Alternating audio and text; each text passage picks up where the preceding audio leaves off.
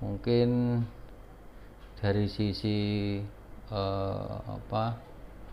pemikiran kali ya. Pemikiran kali ya.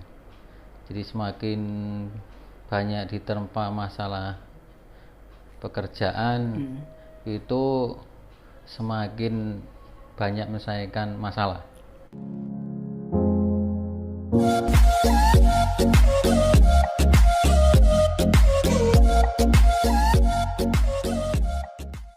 Bismillahirrahmanirrahim. Assalamualaikum warahmatullahi wabarakatuh.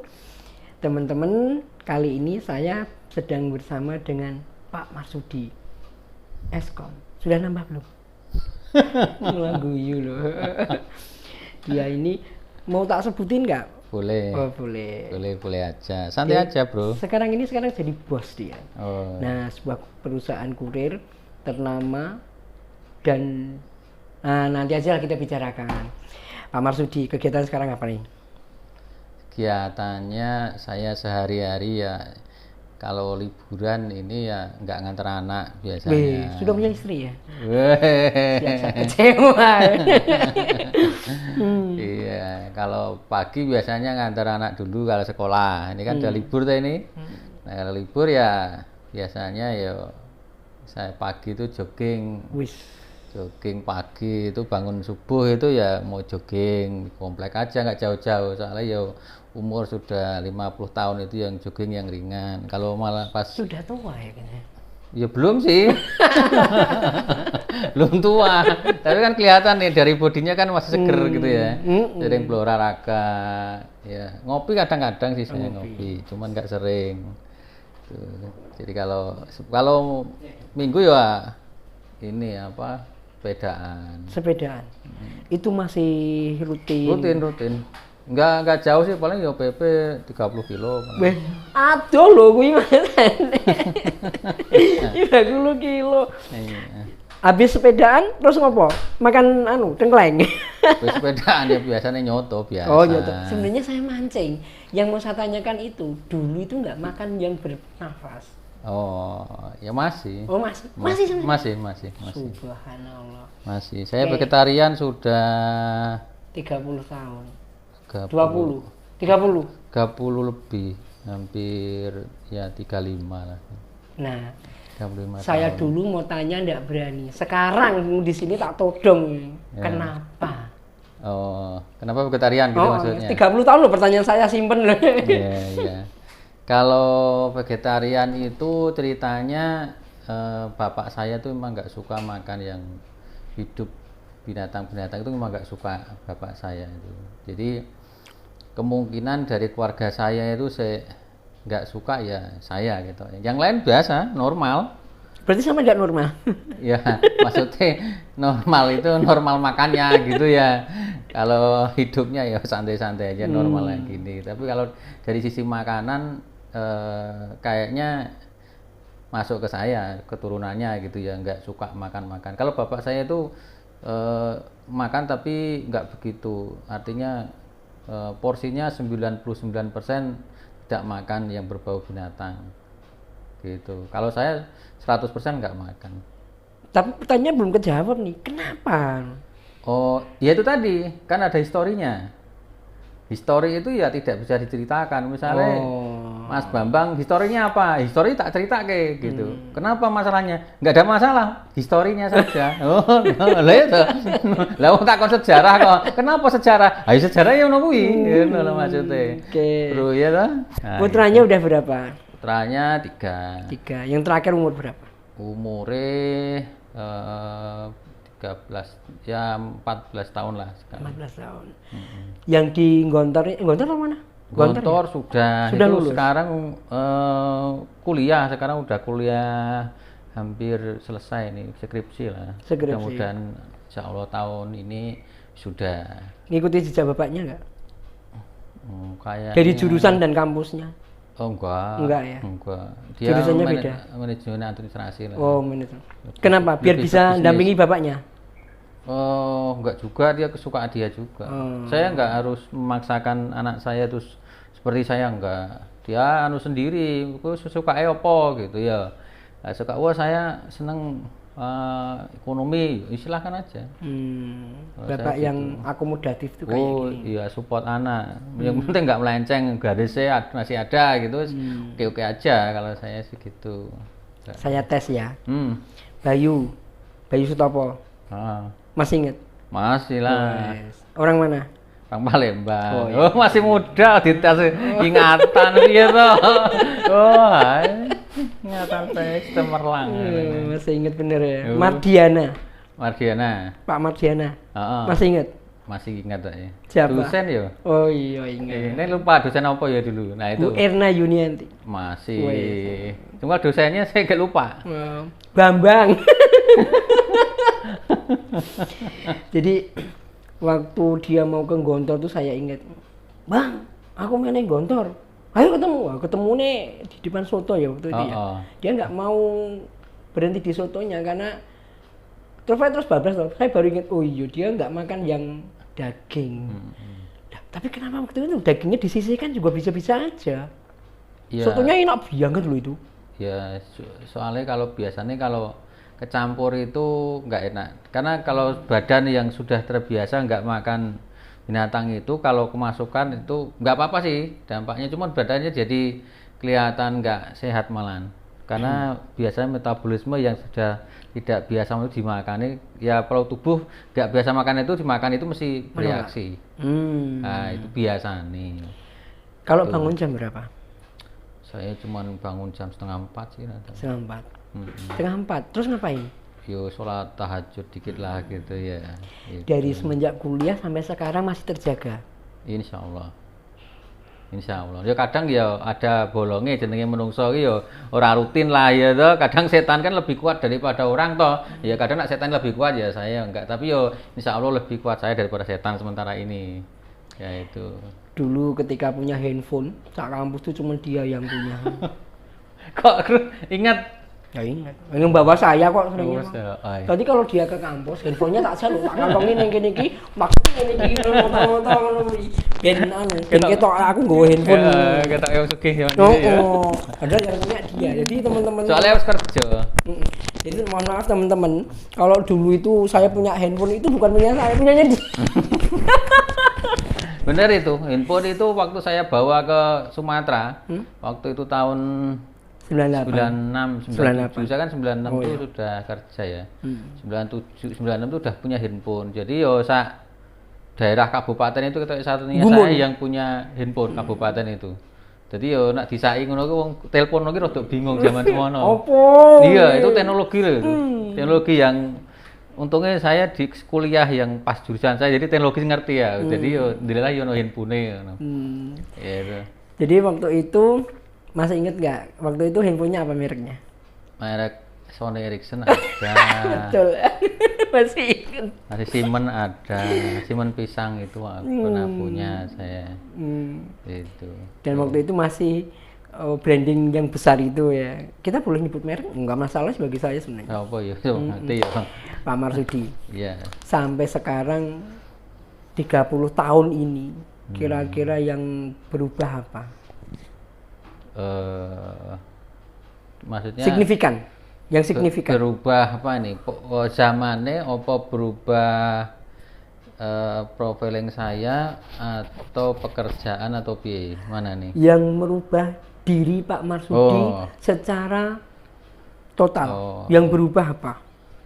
Yang berubah itu mungkin dari sisi pemikiran kali ya. Pemikiran kali ya.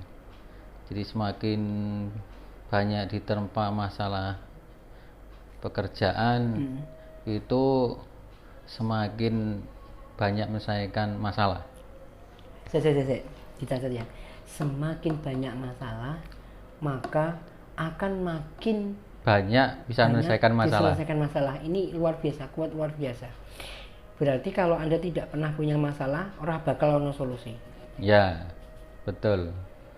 Betul. Berarti kalau Pak Marsudi kena masalah, itu seneng apa enggak? Ya, seneng karena masalah itu sebenarnya untuk memberikan pengalaman buat kita ya. Jadi kalau kita nggak pernah punya masalah, nggak punya pengalaman untuk menyelesaikan masalah berikutnya. Oke, setuju. Sebenarnya. Jadi kalau Anda mau hebat, mau naik kelas, pasti akan ada masalah. Ya. Dan masalah itu konsep Islam adalah ujian. Ya. Oke, Ya, luar biasa. ya. Makanya putranya di sekolah ke Dinggontor. Iya. Kenapa Dinggontor? Sebenarnya kalau anak saya itu kan pilihan mereka sendiri ya. Oh, anak saya bukan sendiri. penjenengan sing Enggak. mendorong-dorong. Enggak. Jadi kalau mungkin karena ya ada tantenya itu yang sekolah di Gontor sih ya. Jadi mungkin ketertarikan dari family juga ada sih pengaruhnya. Tapi tantenya juga tidak nyuruh ke Gontor sih. Cuman mungkin dari dia sendiri kan, namanya anak sekarang kan bisa broadcast, bisa media sosial, tanya dan sebagainya kan lebih pinter ya. Jadi mungkin cocoknya ya di situ mungkin waktu itu. Ketika sebelum dan sesudah di Gontor, perubahan yang signifikan putranya apa? Dari tingkat pribadinya yang berubah. Ya. Lebih ngerti agama. Ya. Lebih dewasa. Ya. Karena memang anak saya itu backgroundnya sih awalnya negeri sih ya. Apa? Negeri, sekolah negeri. Oh, negeri. Ya negeri, cuma ngaji awal itu ngaji biasa ya. Jadi kalau kan harus ada basic, kalau nggak ada basic nggak bakalan diterima sebenarnya. Harus basic agamanya sih ada gitu ya. Kalau kosongan saya pikir nggak. Nah, basicnya sudah dari TK itu sudah di agama sih anak saya itu. Itu kalau saya sih, kalau prinsipnya kalau anak saya agamanya kuat, otomatis mereka bisa menjaga anak saya gitu ya. Konsepnya itu aja sih sederhana saya, karena kita tidak bisa mengawasi 24 jam sekarang ini anak-anak yang ada di rumah kan, dan media sosial kalau nggak bisa memanfaatkan yang bagus kan, jadi nanti pola pikirnya juga akan berubah sendiri.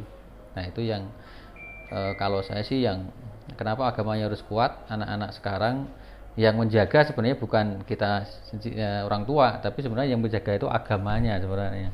Kalau saya prinsipnya begitu aja. Ya betul begitu, bukan saya, semuanya begitu, luar biasa. Dan jadi mereka biar ngerti sendiri, bisa mengatur dirinya sendiri gitu ya. Pak Marsudi asli mana? Saya asli Gunung Kidul. Wow. Iya. Mana kecamatannya? Kecamatan Gedangsari. Oh, Gedangsari. Iya. Gedangsari, Gunung Kidul. Ya dari sini sih paling perjalanan normal ya 45 menit. Dekat. Pak, gedung ini ceritanya gimana? Ya, jadi kalau kebetulan kan saya dari tahun 96 itu kan sudah kerja ya. 96. 96 kerja. Jadi ya sebentar. 96. Berarti di Akakom tahun berapa? Sebelum di Akakom sudah itu? Sudah. Oh. Jadi saya lulus itu udah kerja tapi belum lama. Jadi lulus kan tahun 9 kira ya. 8 7 8 lah. 98. Nah, saya kuliah sambil kerja. Jadi golek duit nggo kuliah. Ya ono sing biaya orang tua sih, cuman supportnya kalau saya mikir nak wong nggak usah ngerepotkan orang tua ya. Wong tua kan saya di desa itu ya. Jadi wong tua itu bertani. Nah, bertani itu kan ya kehidupannya kan kadang ya nak biaya sekolah anu toh, apa ya nak panen ya bagus, kalau enggak ya ada ternak itu. Jual sapi, nak sapi ini ya mesake. Nah, saya inisiatif ya sambil kerja, sambil kuliah. Kebetulan kan wis meh akhir-akhir itu ya. Wis meh akhir selesai itu cuman beberapa mata kuliah aja. Nah, itu ya alhamdulillah diterima di JNE. Jadi masih proses itu terima, ngelamar atau gimana ceritanya? Yung ngelamar. Saya pengen ceritanya Pak Marsudi itu menginspirasi banyak orang bahwa ternyata menurut saya anak wong desa, wong tani itu bisa sukses gitu loh. Nah, itu ceritanya awalnya gimana?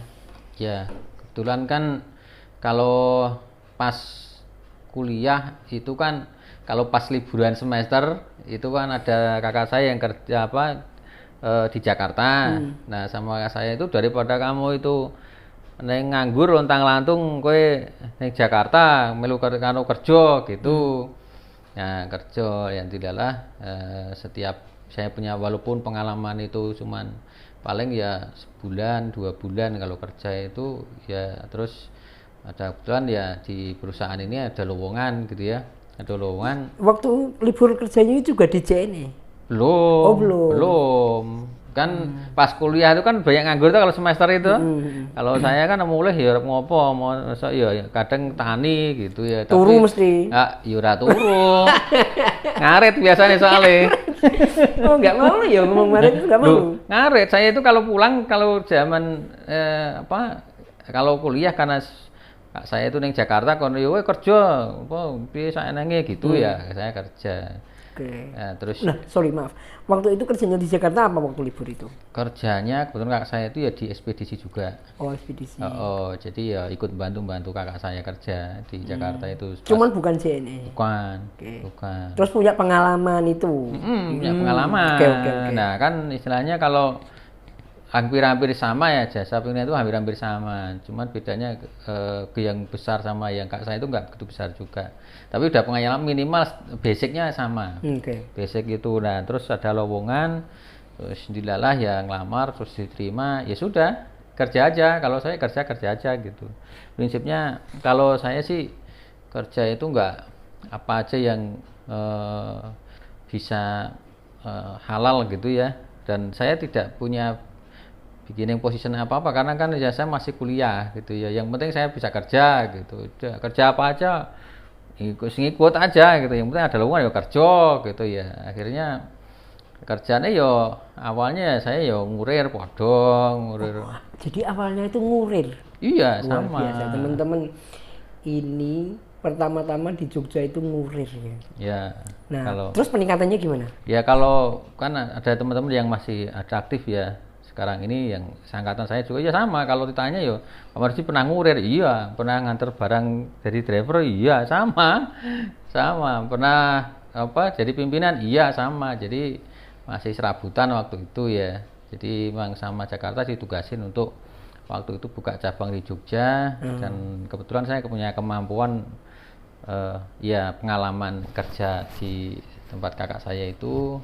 Nah, terus buka di sini ya. Pas buka di sini ya karena memang belum, hanya 3 orang kalau nggak salah itu ya serabutan. Saya ya ngurir ya pokoknya nggak ngopo sing kerja, penting kerja. Kalau saya prinsipnya kerja itu ibadah, ikhlas gitu aja, nggak nuntut apa-apa itu. Nah, itu yang salah satu prinsip yang sampai sekarang saya pegang itu. Jadi kalau kita kerjanya ikhlas, ibadah sama Allah tujuannya yo apapun yo jenenge ibadah ki yo ya ikhlas yo apa meneh sudah enggak.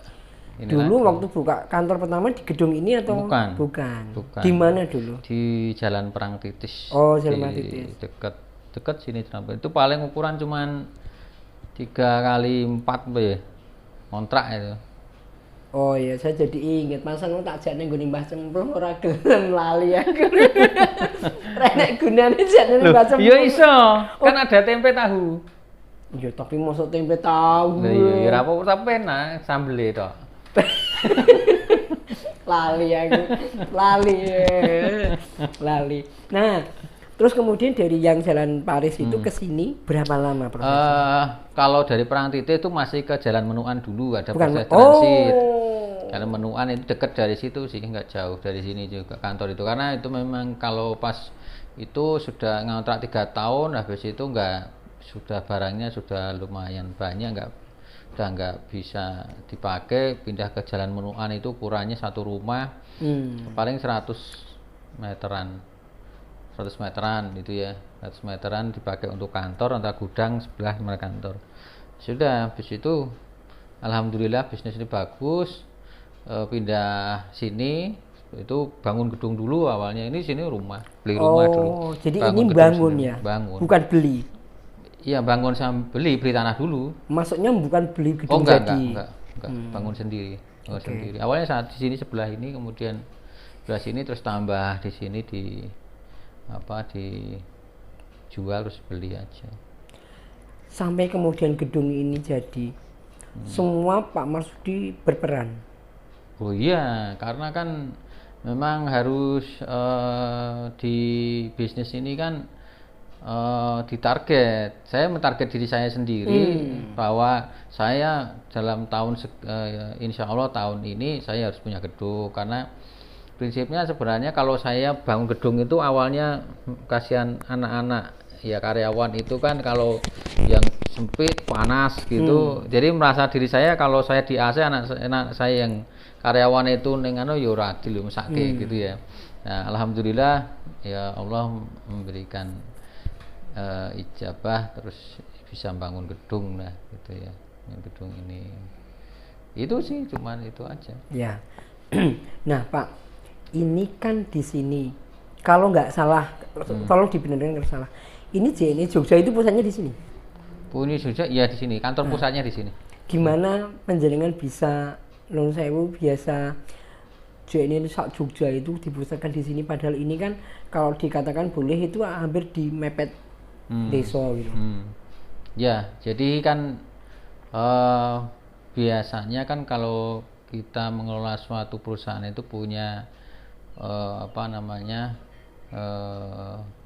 visi misi bisnis ya.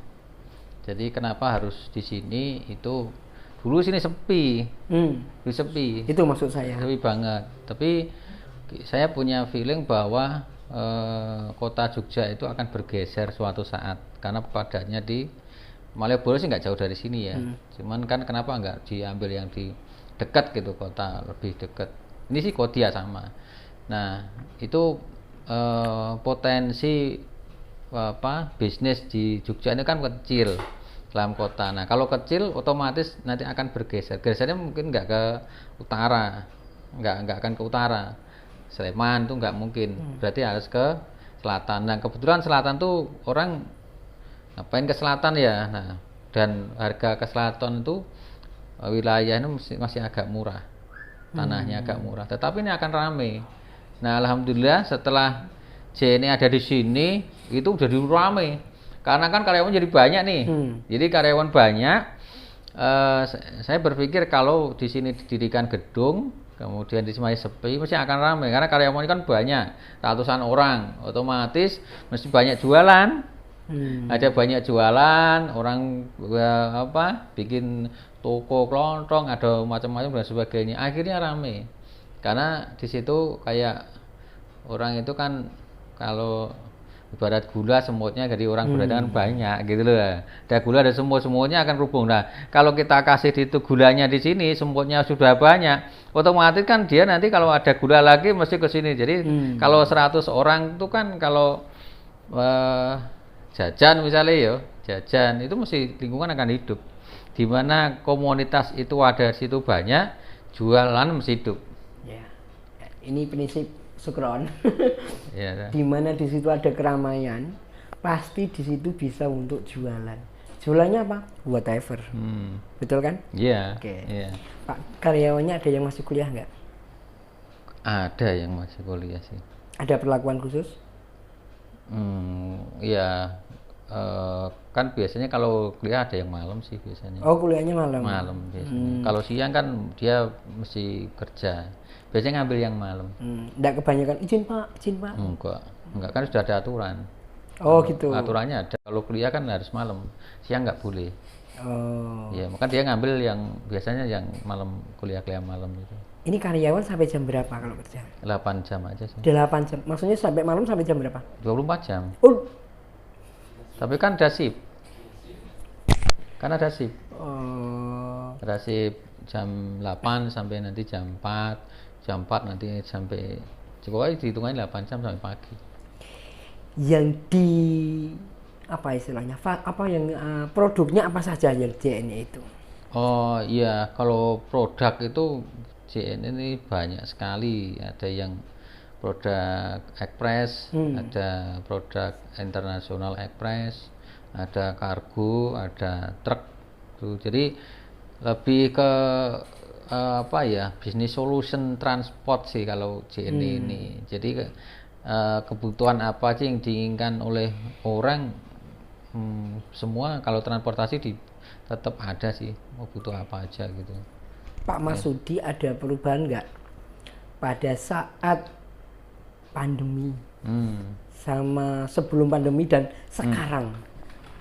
Ya, uniknya bisnis ini sebenarnya bertolak belakang. Ini elek banget apa banggai? Enggak. Jadi kalau ini sebenarnya kenapa guyu itu agak lucu. Lucunya saya guyu dulu itu di saat ya ini Allah sudah ngatur sesuatu, itu sudah diatur sama Allah ya. Ya, ini saya bicara realistis yang terjadi di dunia pandemi dan sebelum pandemi dan after pandemi. Jadi sebelum pandemi itu secara bisnis JNE atau mungkin ekspedisi ini tetap trennya grow-nya bagus gitu ya. Nah, awal pandemi itu justru tambah bagus. Wow. Ini yang mau kita denger nih. Kenapa? Sakjane kan ada yang ngobrol iki intine kuwi lho. Itu yang kadang-kadang nikmat manakah yang kamu dustakan kadang-kadang ya. Iya ta. Liyane dungrus kula. Nah, Mak Marsudi keplok-keplok. bukan gembira di atas penderitaan ya enggak. Tetapi itu ada sesuatu hikmah yang ya. Ada sesuatu, Allah berikan sesuatu tuh mesti ada hikmah di balik itu apa gitu ya. Ada yang mungkin saatnya ada yang dirugikan, mungkin ada yang diuntungkan, itu pasti gitu ya. Nah, di saat itu bisnis ekspedisi itu kan kenapa jadi malah bagus, karena memang diperlukan di saat orang tidak berani. Nah, itulah. Jadi kalau prinsipnya di saat orang nggak berani dan ada pemberani, itulah yang namanya kesuksesan. Iki intinya omsetnya naik. Oh ya, lah kan di saat ini di saat orang pandemi mesti wongnya do wedi. Iya. Atau langsung di rumah nggak berani saking wedine metu mungkin ning apane wedi, nek wedine ketularan. Padahal jane malah ra apa-apa. Wong belum banyak kok itu. Iya, tak awal jane malah ra wedi ngurung akeh. Lah itu mindsetnya sudah ke mindset sebenarnya. Ini properti kan? Lah iya, properti. Mindsetnya. Yang apa yang terjadi waktu itu sebenarnya wanine kepepet janjane. Kepepet apa? Karena tuntutan masyarakat harus nganter barang kan kepepet dadine. Dan diperbolehkan oleh pemerintah jasa pengiriman dan kesehatan itu buka. Beroperasi dan itu harus buka. Lah nek sing ngarep ngirim masker karo hand sanitizer terus sapa sing ngarep obat-obat sing ngirim sapa? Nek ora ana sekurire njuk sapa sing ngarep ngirim kowe? Ya bayangke wong butuh herbal misalnya di daerah sana. Pengen apa jenenge kae? APD. Lah nek dikirim yo piye? Obat nek dikirim yo piye? Ya bayangken gitu. Jadinya gasken iki. Terus wong do pengen online kabeh. Onone mung jasa pengiriman. Arep ngirim dhewe yo di. Ya to ra iso arep ngirim apa. Iya to. Wong arep ngirim dhewe nang tanggane wedi tetepan. Totok-totok wis wedi kok ketularan gitu. Lah nek kaya dhewe kurir ngene iki, totok-totok. Ya kuwi kan padha rezeki. Apa ya? Pasukan berani mati asline. Iya kan? Lah berani menaruhkan diri kita sendiri untuk mati lho misalnya kena. Ya itu kan luar biasa. Maksudnya dari segi kurir-kurir itu luar biasa tenan. Kuwi aku mbayangke aku dadi kurir iki. Aku nek dadi kurir terus piye? Lho iya wong aku ya tetep mlebu soalnya. Lho aku ya tetep mlebu ngawal mereka itu karena perlu support dan mereka itu. Ini pimpinan yang baik itu kayak gitu udah diculke anak buah kon kerja bose nang omah. Ya ora ngono. Enggak ya? Enggak. Lah kan kudu ngawal perlu support mereka. Di saat kurang ketakutan kan harus support. Enggak usah takut. Allah itu Maha Kuasa. Merinding lah. Gitu. Merinding. Allah itu Maha Kuasa. Karena apa? Enggak usah takut, itu sudah diatur kok. Gitu. Artinya sudah diatur itu kita tuh kerjanya ibadah. Ya toh. Kalau orang memberikan sesuatu pada orang lain itu berarti kan kita menolong mereka. Ibadah aja, berarti kan kita nolong walaupun itu ngirim bayar.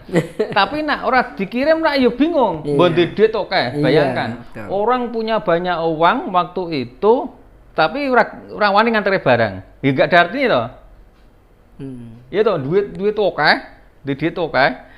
Tapi orang sing dikon ora gelem. Ha coba lodi. Ayo sapa? Piye coba? Ayo piye? Lho wedi mati kok. Gimana? Itu yang menjadi supportnya itu. Pokoknya kalau ya namanya anak-anak kadang ya ada yang keluar, saking wedi dia ada. Tapi prokes waktu itu kurir-kurir tetap ketat.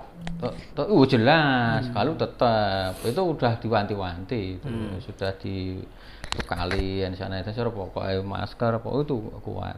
Jadi kalau itu kalau di prokes sih udah nggak ada masalah. Kalau boleh tahu, tapi boleh tidak menjawab. Kenaikannya bisa berapa persen pada waktu pandemi? Pandemi itu ya di atas 40%. Pandemi itu. Awal pandemi malahan.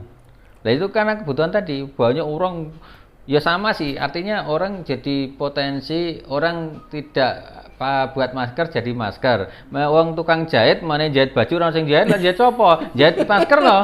Terus masker oke permintaan dikirim. Ngirim loh itu ya. Itu luar biasa jadi. Makanya dibalik sesuatu yang terjadi itu mesti ada hikmah itu. Hikmahnya kalau saya sih cuman yo nganterin barang ide yo omset mesti naik atau yo itu imbas gitu loh.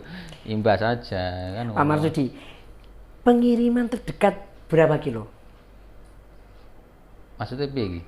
Dari ada orang yang ngirim, yang paling dekat, ini yang saya tanyakan bukan yang Jawa malah, tapi yang dekat. Paling dekat itu ngirim berapa kilometer? Oh, maksudnya yang kan ada tipe pengiriman nih. Tipe pengiriman intracity, intracity itu dalam kota. Ada intercity, itu antar kota, misalnya yang khusus kayak Semarang, Solo. Nah, itu yang satu antara antar kota, antar itu antar provinsi gitu ya. Itu gampangannya ya, gampang biar terjemahkan gampang. Itu ya bisa ke Medan, Palembang dan sebagainya, antar pulau. Yang maksudnya yang dalam kota. Itu yang paling dekat berapa kilometer? Kalau paling dekat itu ya kalau saya sih tidak ada dekat jauh sih. Bukan maksudnya yang pada ngirim itu loh. Yang pengalaman yang terjadi. Yang paling dekat berapa kilo? Yang paling dekat ya 2 kilo lah. 2 kilo? 2 kilo. Nah, pertanyaannya gini, saya mau nanya. Kenapa orang 2 kilometer tidak dilewat ke kurir? Ya, biasanya kan orang itu ada beberapa tipe orang yang pengen mengirimkan sesuatu, ada beda-beda. Jadi memang orang itu pengen surprise ya ada, walaupun dekat. Itu metode macam-macam sekarang gitu ya. Aku pengen surprise lah, tak kirim lewat JNE benda kenangan. Nah, setelah dibuka setelah surprise ada. Makanya itu pertanyaannya yang paling dekat, nah itu salah satunya. Ya kalau untuk bisnis enggak beda. Ya, itu jadi, tapi intensitasnya tidak tinggi. Enggak begitu tinggi karena hanya mungkin momen-momen gitu ya, momen tertentu. Karena begini, dulu waktu kuliah karena sak kampus dikirim ke lewat. Karena orang maninya kayak kirim ke lewat kono. Padahal sak kampus dikirim ke ya ning kampus kono. Kender. Tapi masalah tidak tersampaikan dengan tangan. Jadi Pak Marsudi ini mengambil porsi orang-orang yang seperti itu karena tidak bisa menyampaikan secara langsung. Oke, Pak Marsudi. Nah, kemudian setelah itu peningkatan yang signifikan jelek begitu di Jogja itu terjadi tahun kapan? Kalau yang paling tinggi ya di pandemi itu malah. Pada saat pandemi. Sebelumnya biasa. Progres biasa. Tapi yang paling tinggi justru pada saat pandemi. Kalau biasanya cuma hampir 25-30 ya. 30-25 itu grow-nya ya setiap tahun. Grow atau setiap pandemi itu hampir 40 memang, 40%. Luar biasa karena permintaan naik itu. Naik drastis. Yang dikirimkan apa rata-rata? Bisa dilihat. Masker. Oh, masker. Kemudian kayak herbal itu banyak. Kemudian APD itu juga banyak. Yang rata itu herbal, APD, masker. Itu paling banyak. Pak Wak, apa perbedaannya sebelum ada e-commerce itu dan sesudahnya? Apa bedanya? Dulu maklum saya ada kurir besar itu kan sempat mau tutup. Tapi begitu ada e-commerce, menjamur itu kan dia mulai hidup lagi 24 jam lagi. Nah, kalau dari JNE Jogja ini sendiri bagaimana? Kapan? Ya, jadi kalau perkembangan bisnis ya, bisnis itu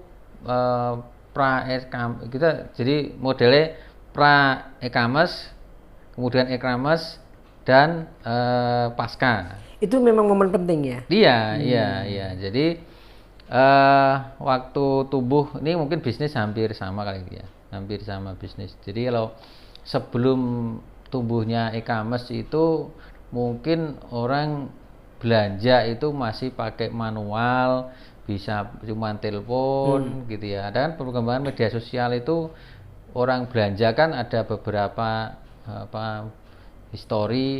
historical. Artinya kalau kita itu harus jeli di bisnis ya. Kalau kita kan sudah WA berkembang gitu ya, berarti kan WA ini bisa untuk bisnis. FB berkembang, FB bisa untuk bisnis kan, orang bisa transaksi pakai FB juga bisa. Nah kemudian ada IG masuk, jadi kan itu potensi orang jeli berbisnis ya. Nah kalau saya mengamati dari proses transportasinya, orang mengirim lewat pakai apa sih gitu. Kita belum bicara masalah marketplace, e-commerce marketplace ya. Makanya itu media yang sebelum itu kan menggunakan itu medianya, media WA, kemudian media Facebook ya, kemudian IG gitu ya. Jadi itu marketing masih sudah digital tapi masih konvensional. Gini maksudnya. Jadi mereka hanya sebagai media, belum untuk tools jualan. Kalau Topet kan sudah bisa transaksi di situ. Tapi kalau waktu itu kan belum bisa untuk transaksi, hanya untuk publish. Itu kalau media itu sebenarnya sudah bisa untuk promo, untuk jualan ya, untuk jualan. Nah, jualan kan ada beberapa waktu itu ada FB dan sebagainya, itu bisa untuk jualan, WA juga bisa untuk jualan. Ya, jadi kita belum bicara marketplace ya. Marketplace itu kan setelah kesini. Nah, itu pun sebenarnya semua media sudah mulai tumbuh bisnisnya. Nah, JNE tahu dari sudah digital, jadi memberikan inovasi, memberikan digital tracking dan sebagainya itu. Tapi mereka ada juga seperti yang belum bicara tracking. Nah, JNE sudah inovasi, memberikan tracking, walaupun potensi belum tahu ya. Mungkin visionernya bahwa ini kemudahan untuk customer. Dijelaskan Pak, jadi trackingnya itu gimana? Ya, kalau dari awal itu kan trackingnya dari orang ngirim barang sudah bisa ke track. Ya, historinya di mana sih gitu, step-stepnya sampai di mana kah gitu. Trackingnya kan ada sistem di MyJ ini, di download di Play Store ada, nanti kelihatan nomor kirimannya itu sudah sampai di mana, itu lengkap.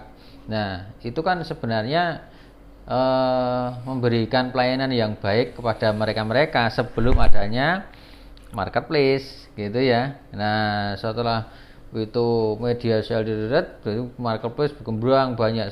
Nah, marketplace perlu teknologi. Marketplace sebagai platform untuk jualan. Jualan ke mall ya, ini mall ya marketplace. Ya, atau bisa juga buat website. Nah, kan ada jualan kan tuh namanya ada bisnis brand owner itu ya.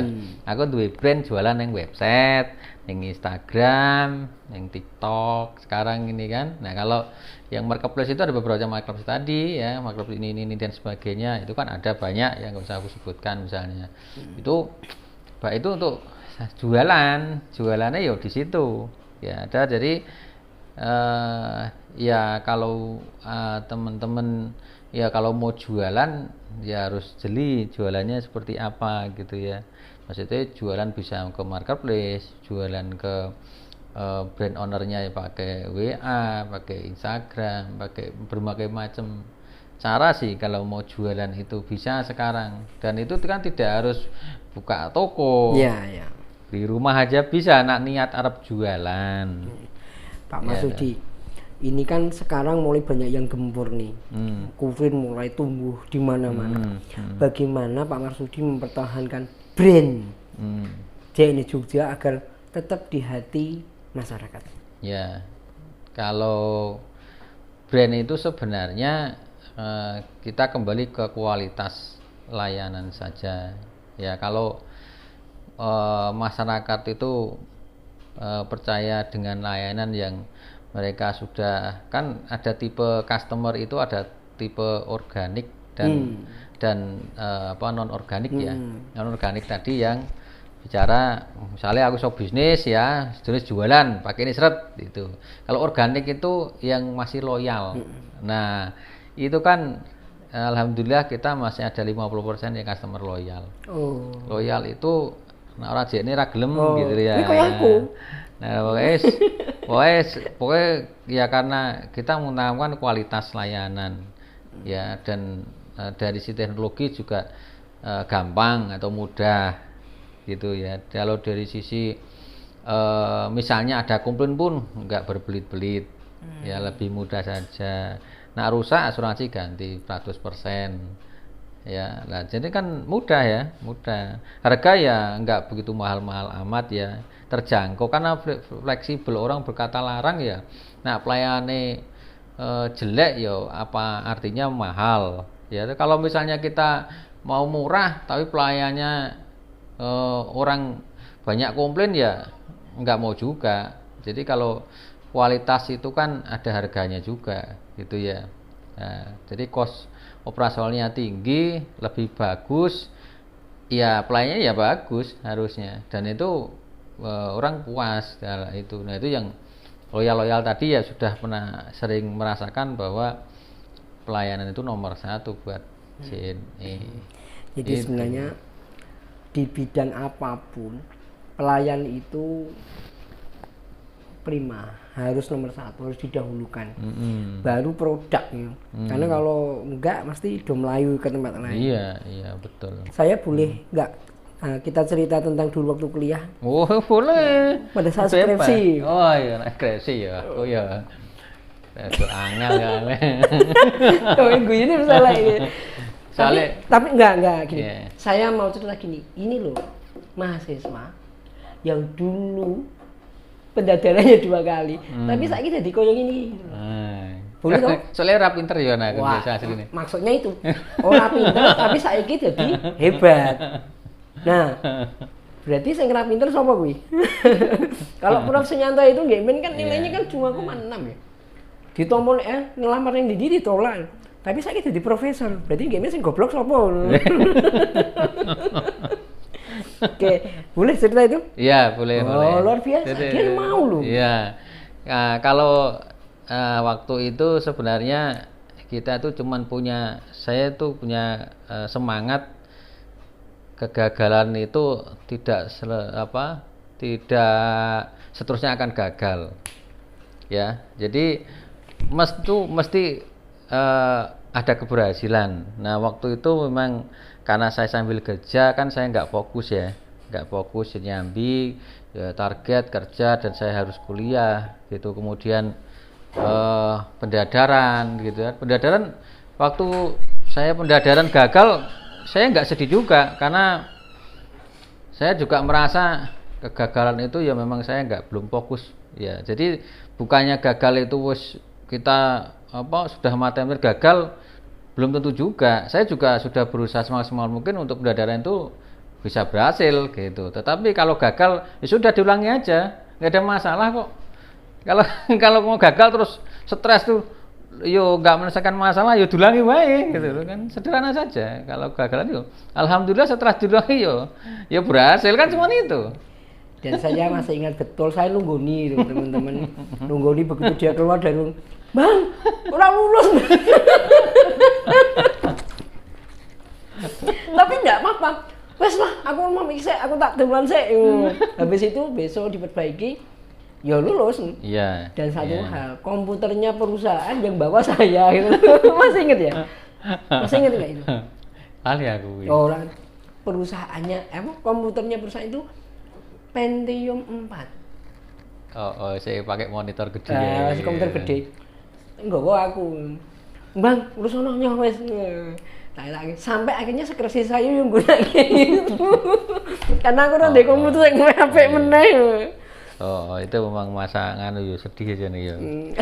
Masa sedih aja. Nah, ingat itu saya sedih juga itu. Yo berapa ya apa ya, jadi kalau saya sih intinya pertolongan Allah aja sih kalau saya itu kembali ke saya itu aja. Jadi karena dan semangat yang penting. Jadi kalau buat teman-teman yang gagal untuk apapun, maksudnya nggak harus entrepreneur ya, kerja di kantor dan sebagainya, itu yang penting kegagalan itu jangan menjadikan trauma ya, tapi kegagalan itu menjadi pembelajaran aja. Oh berarti kalau gagal berarti saya kurang ini, oh gagal ini berarti saya kurang ini, gitu terus. Jadi jangan berhenti baca buku. Kalau saya biasanya kalau dulu sebelum ada banyak YouTube dan sebagainya itu sering baca buku sih ya. Jadi kalau kendala mungkin kerja nggak bagus, saya cari di toko buku biasanya apa sih strateginya gitu. Kalau nggak ikut seminar biasanya kalau saya itu sukanya, wah ini mentok nih, saya nggak punya ide ikut seminar yang sebenarnya sing pasti apa gitu, nanti ada punya sesuatu inspirasi kalau di situ.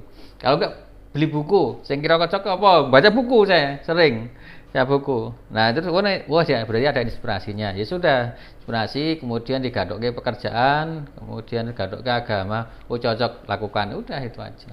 Tapi belum baca buku saya. Oh iya. Jadi nanti saya tak wacane ini. Jadi nanti saya akan kirimkan khusus untuk Pak Marsudi lewat JNE. Oh iya siap. Pak Marsudi dulu kan pernah akhirnya ditugaskan juga di Solo. Tahun berapa ya waktu itu ya? Tahun 2007 apa ya? Iya, 26 27. Enggak lama kan? Memang sebenarnya enggak lama. Enggak lama. Ingat enggak tahun itu? Itu cuman proyek apa ya? Oh, proyek kita dulu itu. Tapi project. Yang di Solo ternyata yang mimpin sekarang juga dari JNE Jogja. Dari JNE. Oh, iya dari JNE Jogja. Oke. Ya. Tapi sekarang sudah ganti sih. Oh, sudah ganti. Sudah ganti yang naik jabatan yang dulu. Sekarang udah digantiin ya staf dari Solo juga. Oh, staf dari Solo. Oke. Pak Marsudi, dalam hidup menurut jenengan apa sih yang menyebabkan jenengan terus menuai sukses? Apa? Kuncinya apa? Kuncinya sederhana toh. Ya, kuncinya itu ya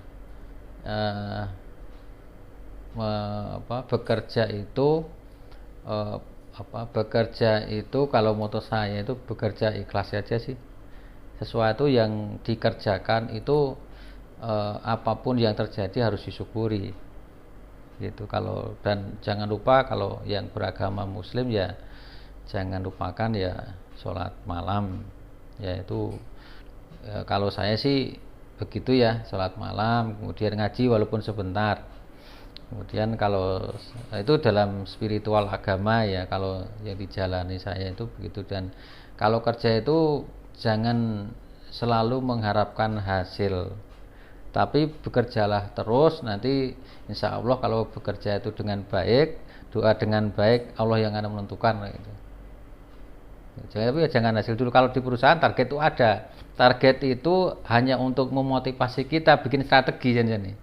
Target itu, jadi mau target ya, target kita punya perusahaan, oh targetmu sebulan 100 miliar gitu ya misalnya, itu sebenarnya hanya untuk ngunci bekerja secara duniawi. Jadi duniawi itu, kalau 100 miliar berarti kita plan manajemennya apa gitu ya. Itu kan plan manajemen dunia. Pisan. Nah, dari spiritualnya plannya apa?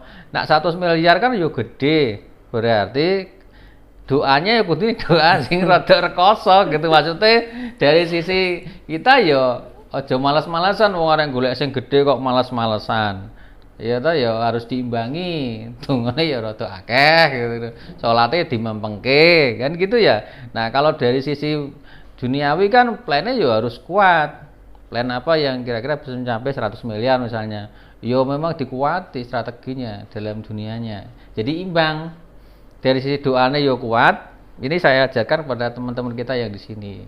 Nah, kowe harap nggawe sesuatu sing kamu di luar kemampuan kamu, misalnya ya kamu harus upgrade nih spiritual, ya mau negur 5 waktu tok ya ditambahi salate bengi, ya kudu di upgrade lah. Nek mung 5 waktu tok ya tujuannya melebihi ekspektasi ya ora iso mlebu Iya toh? Iya. Bro, iya ra? Iya. Lah iya kan, mosok takon rasa takon sing ngerti janjane Iki kan gur Gojek ngetes. Gur ngetes. Kayak lo duduk kayak lo. Gur ngetes. Sekali lo. Bukan ngetes. Iya.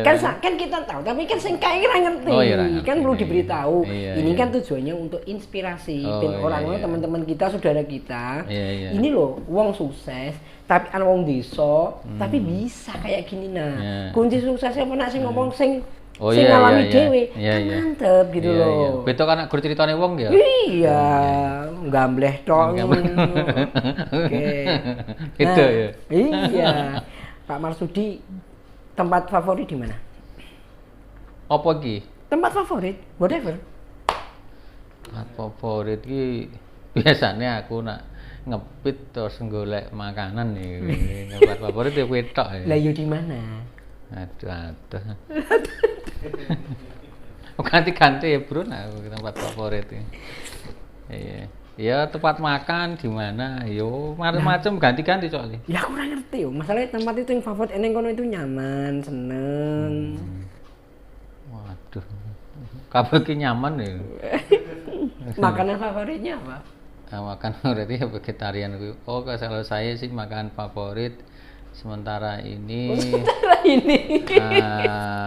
yang sering dimakan itu ya sate. Kalau vegetarian ya itu saya sate tapi dari bukan beli apa ya, beli yang bisa diolah, itu olahan vegetarian itu loh. Sate apa? Masak sendiri. Oh, masak sendiri. Ya sendiri, tapi ininya beli sudah jadi, tinggal masakin itu kalau favorit vegetarian ya. Tapi kalau yang biasa ya biasanya paling nomor satu enggak enak juga sih, nasi padang ya. Nasi padang. Karena ono ganjane. Ya, orang ngerti tapi enak. Tapi soalnya harusnya padang nggak milih, Pak ini sing kuah telur tok apa gitu tok kan. Kuwi resikone. Ya to ora entuk kuah liya, kuah telur tok. Karo daun-daunan, karo bergedel, tahu tempe tok. Ah kuwi untungnya semangat tempe telur, nak ora gur karo kuah tok irale aku. Iya toh. Memang ya isa enak. Itu kadang makanan sih cepat saji cepat, karena saya tuh orangnya nggak bisa menunggu lama. Jadi nak makan itu kadang-kala ya semangat terus 10 menit 15 menit langsung, nggak bisa terus. Mau kecuali ada tamu apa ngobrol gitu ya, yang kafe misalnya, ya itu memang karena ada komunitas yang harus ngobrol agak lama itu. Kita itu pernah ketemu di bandara, pernah ketemu di gudeg apa jenenge ning lor UGM. Itu Ahmad. juga. Oh, Pak Ahmad, gudeg Ahmad. Aku isih cerdas, isih kelingan dulu. Arep usia gitu bisa kelingan. Tapi ketemunya kita kan nggak cerdas. Orang ngerti toh? Nggak ngerti sih. Atas izin Allah berarti kan. Orang ngerti. Dipertemukan karena kita udah lama nggak ketemu, dipertemukan di tempat-tempat atau di yang mungkin insidental gitu kan. Oke. Ya, ya. Terus Pak apa istilahnya ya? Apa yang masih dipingini? Obsesinya apa yang masih belum tersampai? Obsesi saya. Obsesi untuk mengembangkan pondok pesantren belum selesai. Kalau aku. Ya ora apa-apa. Itu masih saya bikin masjid kan, ada pondok tahfiz ya, itu sebenarnya lahannya masih kurang sih itu. Karena masih di masjid mereka sakit juga. Nah itu insya Allah kalau nanti saya rezeki ini ya dikembangkan gitu. Itu sih kalau yang penting sih kalau saya itu sih utamanya. Kenapa kok yang dipingini itu? Ya itu nggak tahu juga, tapi inspirasinya ke situ, inspirasinya. Kalau saya inspirasinya ke situ karena mereka juga masih kepikiran masih di masjid sekarang ininya belajarnya, ngapalnya itu. Ini dari sisi pribadi ya. Kalau perusahaan ya gede lah, banyak yang dipikirkan.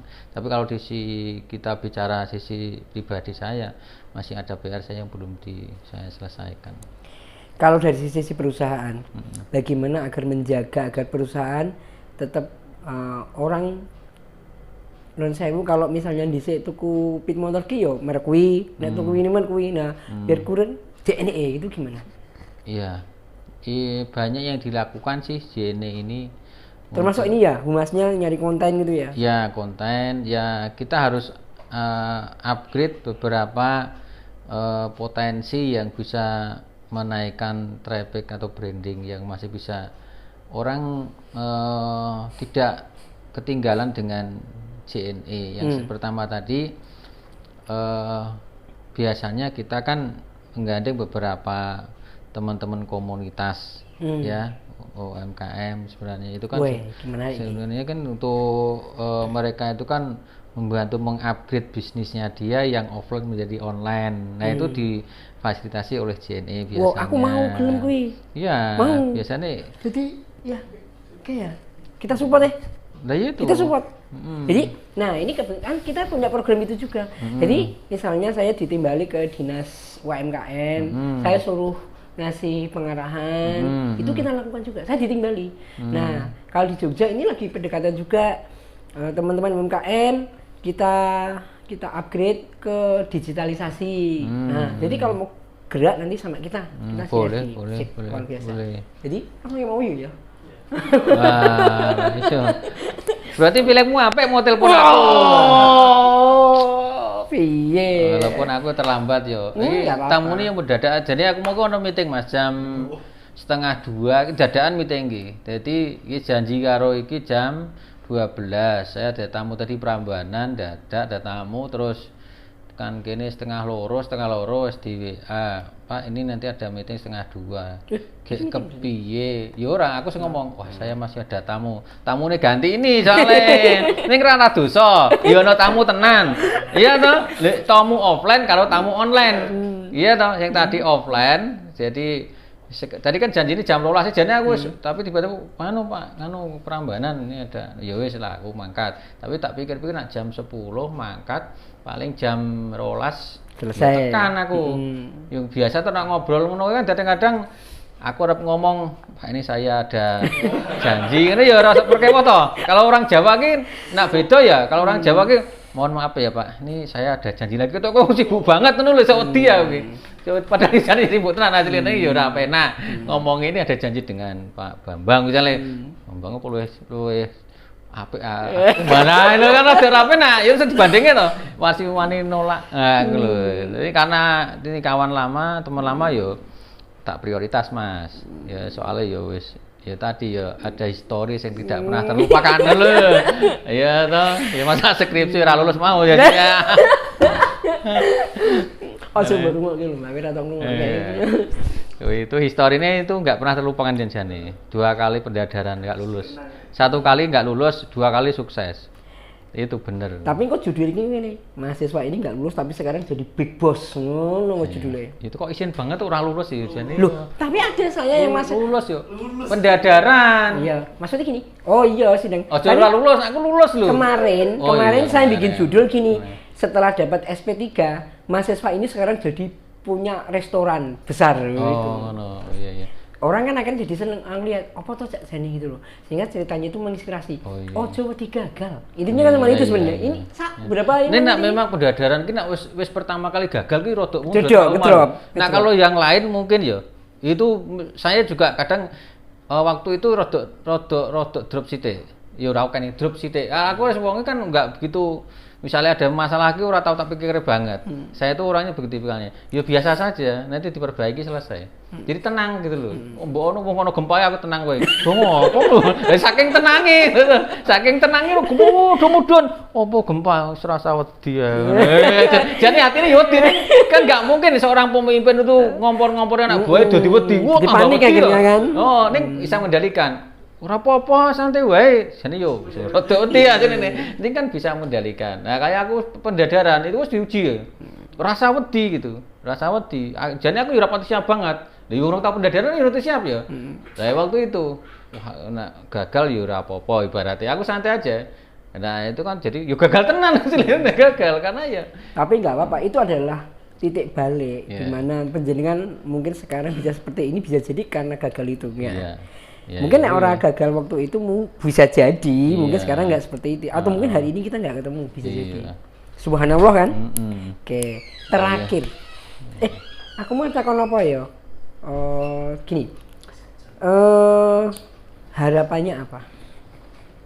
Apa nopo ki? Harapan nopo ke depan, sih? ke depan. Sopo? Seorang Marsudi. Oh, terlalu tinggi. Ini biasa Nggak, wae. Lah kok ya biasa ya wis ya. Biasa aku ora tahu keren-kerenan lo ya ngobrol biasa. Slow but sure. Opo wi? Ora terjemahan. Lah slow tercapai pomon naik kenceng justru kenceng malah tercapai nek slow malah tercapai lho iki keren. Itu motone wong Jawa iku ngono. Ya ta. Pelan-pelan lan. Oh. Iya. Nak cepet-cepet ora kena-kena kaya rezeki tuh dua ora kena. Ya tapi ora doyak we teko sokan. Gini, saya mau tanya gini, Pak Marsudi. Termasuk yang tadi pemberdayaan UMKM tadi. Itu kan kita udah sepakat, kita mau bahas bareng. Nah, yang kedua, ada beberapa teman UMKM tuh punya produk dan payune gitu. Tapi kemudian kalau untuk menuju ke JNE itu mesti kan perlu waktu. Kemudian ternyata JNE untuk mengirimnya itu juga ada jam-jamnya. Nah, solusinya apa? Maksudnya jam apa kuwi?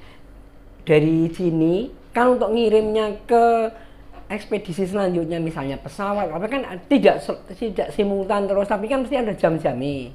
Padahal dari pihak produsen misalnya katakanlah batik misalnya atau herbal lah, itu kan payune kan sporadis kapan wae gitu loh. Nah, kalau ini harus ngepas ke jam itu untuk menuju ke sini, oke ini payu meneh. Solusinya apa kayak gitu? Kalau modelnya kita itu kan kalau harian orang mau ngirim kan ada kalau di JNE itu ada namanya cut off time ya. Cut off time itu barang yang dikirim itu ada jam. Itu maksudnya bukan jam-jaman, cuman iki sing kirim sebelum jam 2 siang itu kudu sesuk teko sesuk. Nah, itu kalau jam 2 siang tujuan Jakarta misalnya, karena kaitannya dengan pesawat misalnya. Kalau yang luar, kalau sekarang kan kita kalau pesawat kan volumenya nggak begitu banyak, kayak pakai truk sendiri, jadi lebih fleksibel sampai jam 2 malam gitu ya kalau di Jogja. Nah itu kan kalau daerah Solo dan sebagainya berbeda-beda jamnya.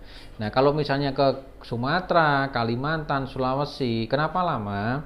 Karena pesawatnya itu kan berbeda-beda. Misalnya kita kan kalau yang direct itu kan sekarang agak susah ya, direct pesawat yang langsung ke Sumatera, Medan, dulu kan agak banyak sebelum pandemi itu. Setelah pandemi itu kan banyak dikurangi tuh pesawat-pesawat itu. Nah, akhirnya itu harus transit Jakarta dulu yang banyak pesawat direct.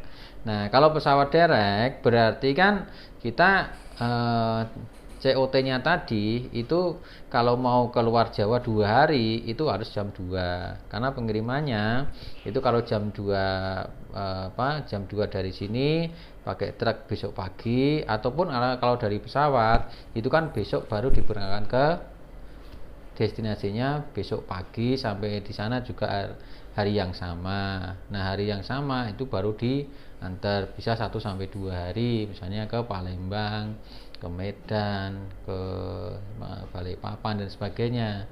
Itu karena jamnya ini kita menyesuaikan jam yang ada di rute penerbangan. Itu sebenarnya kenapa harus ada COT tadi jam 2, jam misalnya ada jam 10 malam, dan ini ngikuti rute penerbangan sebenarnya. Kalau seandainya yang teman-teman itu UMKM itu dia ini menyediakan nggak gudang gitu? Oh, nggak ada masalah, bisa. Kita nggak kan ada gudang fulfillment. Fulfillment itu bagi UMKM yang tidak bisa teknologi, itu kita bisa sediakan sistemnya, stok barangnya nanti kalau laku 10 masih berapa, itu ada dashboard. Dashboard itu ada secara program gitu ya. Apa ya model dashboard. Jadi di situ kalau kita buka dashboard itu, situ ada stok barangnya berapa, ini laku berapa, yang ini berapa. Itu namanya dashboard kalau di JNE, tapi nggak tahu kalau istilahnya ya. Udah pakai itu aja. Nah ya itu ada bisa. Nah itu bisa UMKM kalau misalnya bisa perlu itu sudah ada. Jadi maksudnya ketika mereka itu mungkin rumahnya jauh dari sini, itu nek misalnya payu, wes langsung tolong JNE ini saya dikirimkan ke alamat sini. Pengirimnya sudah ditulis, sudah di packing, jadi tinggal kirim aja gitu ya. Luar biasa, itu closingnya luar biasa, service luar biasa dari JNE teman-teman. Semoga bermanfaat. Ada yang mau disampaikan lagi nggak? Ya, bagi teman-teman tadi yang ngobrolnya kita sudah lumayan agak lama ya. Pesan saya pokoknya prinsipnya adalah kerja keras, jangan putus asa, terus bersemangat, dan jangan lupa doa pada Yang Kuasa Allah SWT. Mungkin itu dari saya. Semoga bermanfaat. Assalamualaikum warahmatullahi wabarakatuh. Waalaikumsalam warahmatullahi wabarakatuh.